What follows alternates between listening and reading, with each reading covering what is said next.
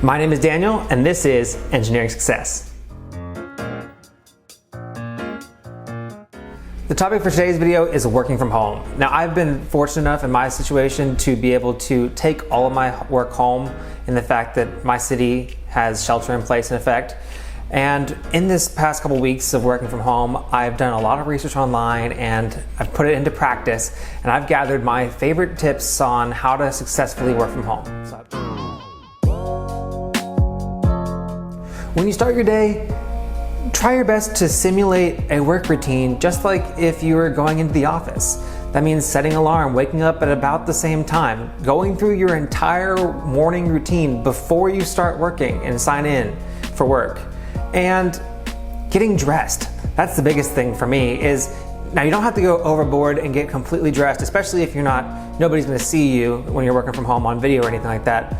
But physically get dressed, and whenever you get dressed, it's like a signal for me personally that I have started my day. So I really recommend going through your morning routine, making breakfast, doing all the same things you would if you're going into the office. Just as how you should follow your work routine when getting ready in the morning, the same applies for checking out at the end of the day. If you're the type of person that leaves your computer or your work supplies at the office at work, shut down. Don't touch them unless there's an emergency for the rest of the day. It's really important to have boundaries between your work life and your personal life, which is why this next step is super important. Try your best to create a dedicated workstation area in your house for doing the work. Don't work from bed, and especially try to avoid doing the work, if at all possible, in the same room that you sleep in. It's really important to have boundaries between your work life and your personal life, and that applies to your time, and that applies to your physical space if you're able to make that happen. Make sure to take breaks. The CDC recommends you spend some time outside, appropriately social distancing. So I make sure to take a break every once in a while to go for a walk and grab fresh air. I also work with my window open, and that just makes my work environment so much more pleasurable to be in. Don't be afraid to over-communicate. If you don't necessarily know something, or you can't quite read somebody's body language over text, make sure to ask and clarify everything. People understand that you're working from home, your coworkers are probably also working from home, so it's just better to get things right than to get things wrong because you're afraid of asking too much or bothering somebody. Over-communicate everything. When it comes to communication, another thing that's really important is keeping in touch with your team members and your coworkers. So make sure you're using the online chat functions. For me, it's Microsoft Teams, Skype. For some, it's Slack. Whatever chat functions you use with your team, make sure you're keeping in touch with them. It's okay to reach out to them and talk to them about casual things if you have the time to, because that's the kind of stuff that you talk to them about anyways in the office. If you're the type of person that has a quick conversation with one of your teammates before or after certain types of meetings, replicate that in the chat function. If in the morning you always ask all your coworker how their day is going, make sure to send them a message and ask them how their day is going. Stay connected and keep those human connections going in this time of isolation whenever people are working from home. Communication is so important. Now, you might be fortunate enough to be able to do a lot of the same things that you were able to do in the office when working from home, but if in the case that there are any things you know that you can't do, it's extremely important that you communicate those things with your manager and set reasonable expectations for what you can accomplish.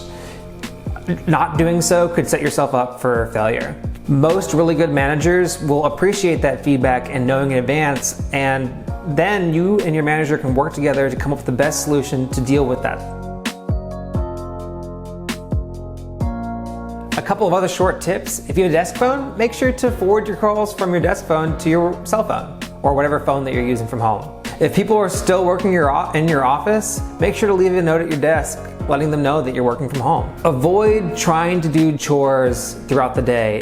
Don't multitask. If you wouldn't do it when you're working from the office, then generally it's best to try to avoid doing that whenever you're working from home. Now I say generally don't do things from home that you would otherwise not be able to do when working in the office, but I think it's really good, especially in the current situation, to take advantage of it in one way or another. So think of one thing that you can do that you otherwise wouldn't have been able to do whenever you were working in the office. For me, it's taking a morning quick stop to either the local coffee shop drive-through or the takeout to get a different breakfast that I wouldn't have otherwise been able to get if I was working from the office.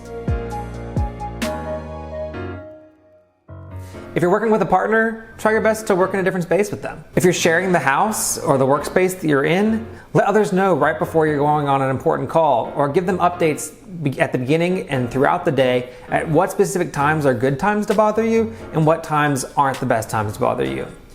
In general, everybody's working from home as well, especially in this climate, so people are going to be really understanding, but at the same time, if you have any super important boundaries, make sure you set them from the beginning. If you have kids and they're at the right age, set specific times throughout the day, your breaks, that you're going to spend hanging out with them and entertaining them.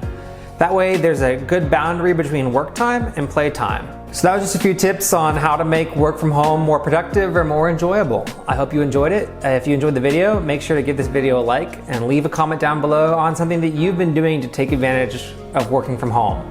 Also, if you have any other tips that you'd like to share, make sure to leave those down below. And if you have any topics for the next video, make sure you also put that down in the comment section down below. I'll make sure to read and respond to all the comments that everybody leaves.